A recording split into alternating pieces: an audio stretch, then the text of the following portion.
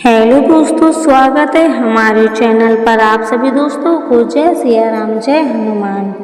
रामायण में जितने भी महत्वपूर्ण किरदार हैं, लोग लगभग सबके बारे में जानते हैं, लेकिन कुछ ऐसे भी किरदार हैं जो बेहद शक्तिशाली थे, लेकिन लोगों को उनके बारे में कम ही जानकारी है।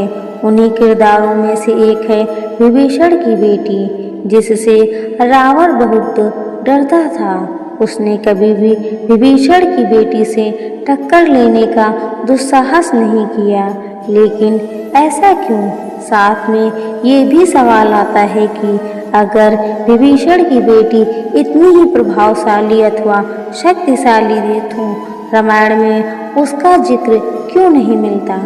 चलिए जानते हैं इन सवालों के जवाब। विभीषण की बेटी का जिक्र क्यों नहीं मिलता रामायण में? रामायण में विभीषण की बेटी का जिक्र है, लेकिन थोड़ा सा, और वह भी केवल उस समय जब रावण ने माता सीता का अपहरण कर उन्हें अशोक वाटिका में रखा था।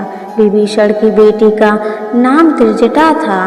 त्रिजटा की माँ का नाम शर्मा था।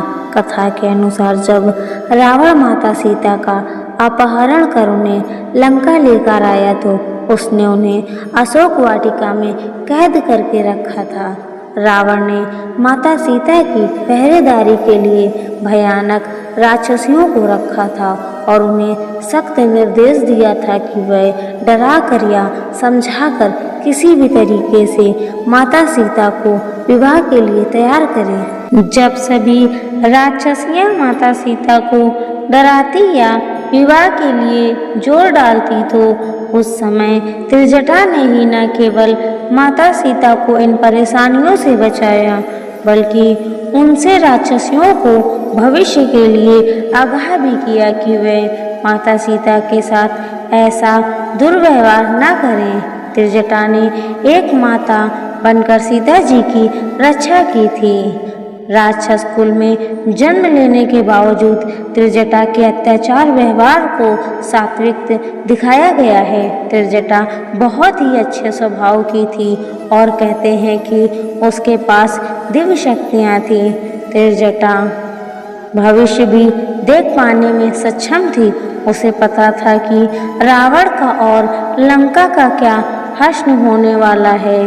त्रिजटा ने माता सीता को अपना भविष्य सूचक सपना सुनाया था, जहां उसने देखा कि लंका एक वानर यानी हनुमान द्वारा जलाया जा रहा है।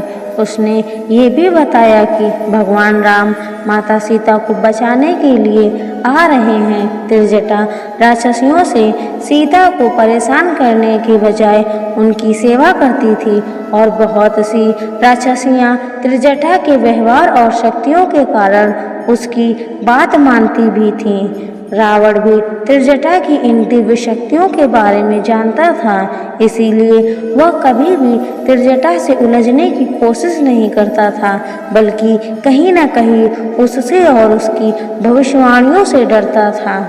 बनारस और उज्जैन में है माता त्रिजटा का मंदिर। वाराणसी में भी त्रिजटा का एक मंदिर है। मान्यता है कि जब त्रिजटा लंका से माता सीता के साथ पुष्पक विमान से अयोध्या जा रही थी तो माता सीता ने उससे कहा कि अयोध्या में त्रिजटा को राक्षसी होने के कारण जाने की अनुमति नहीं मिलेगी।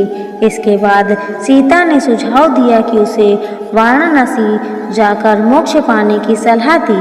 वहीं अब त्रिजटा का मंदिर है, जहां देवी के रूप में उसकी पूजा होती है, जहां त्रिजटा को मूली और बैगन का चढ़ावा चढ़ाया जाता है। इसी तरह त्रिजटा का एक मंदिर उज्जैन में भी है, जो बालवीर हनुमान मंदिर परिसर में है।